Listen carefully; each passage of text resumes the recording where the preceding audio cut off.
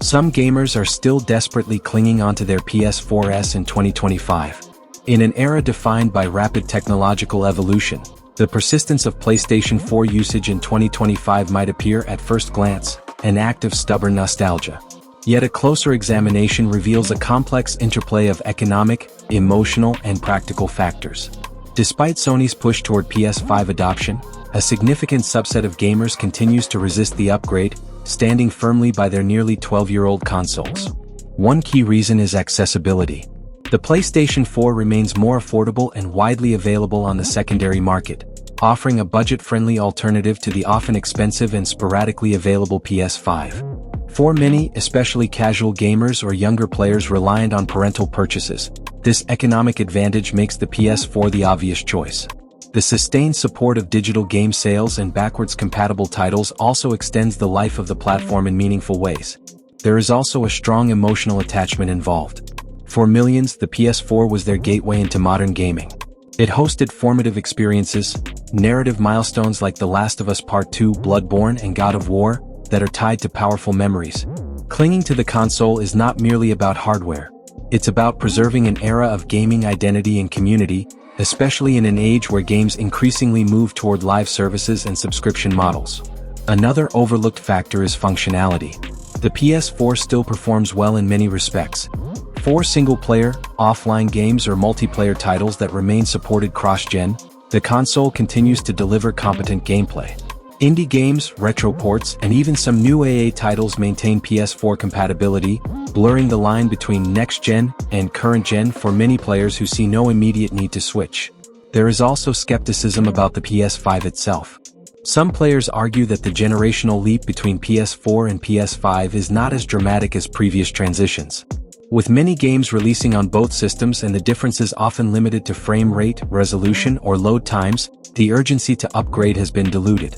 Gamers who value storytelling and gameplay mechanics over graphical fidelity feel no pressure to abandon their old systems just yet. Community ecosystems play a role as well.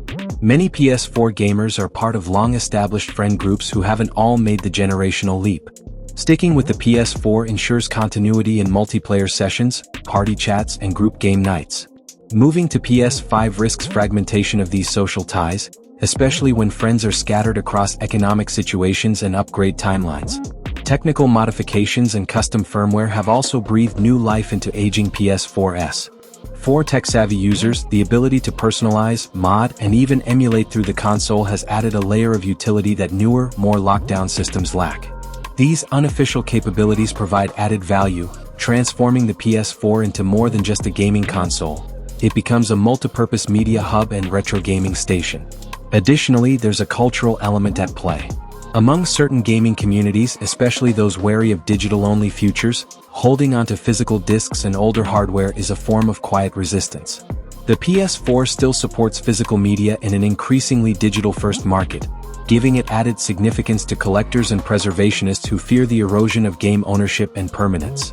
The second-hand PS4 market also remains vibrant. Gamers can easily obtain cheap titles, hardware repairs, and even accessories without breaking the bank.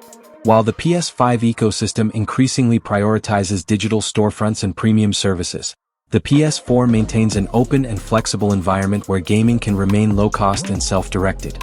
In some regions, the PS5 is still scarce or prohibitively expensive due to import taxes, limited supply chains, or weak local distribution. For gamers outside the most developed economies, the PS4 is not just a fallback option. It is the primary gaming experience. These gamers aren't clinging. They are participating in the mainstream gaming world in the only way that is economically viable. The continued existence of cross-generational titles has further encouraged PS4 loyalty. Developers have accommodated the older hardware to maintain player bases, ensuring compatibility and online access even in 2025. As long as these games keep coming, there is little incentive for many gamers to move on. In a world where planned obsolescence often feels inevitable, the PS4's resilience stands as a testament to good design and community commitment. It challenges the assumption that newer is always better and invites a re-evaluation of what truly defines a great gaming experience: performance metrics or the memories and relationships built around them. Some gamers are holding on to their PS4s because they distrust the increasingly monetized, always online direction of modern gaming. Microtransactions, DLC fragmentation, and reliance on cloud services are seen as intrusive or predatory. The PS4, though not immune to these trends, still represents a simpler time in gaming that many wish to preserve. Even as Sony and third-party developers gradually sunset support for the PS4, the system's vast library and dependable performance mean it will likely endure in gaming closets, LAN setups, and low-budget households for years to come. The passionate user base ensures that, even unofficially, the PS4 will remain playable well beyond its official life cycle. In conclusion, the ongoing attachment to the PS4 in 2025 isn't just desperation. It's a reflection of values that transcend graphics and teraflops. It's about community, affordability, autonomy, and the preservation of an era that still holds meaning for millions.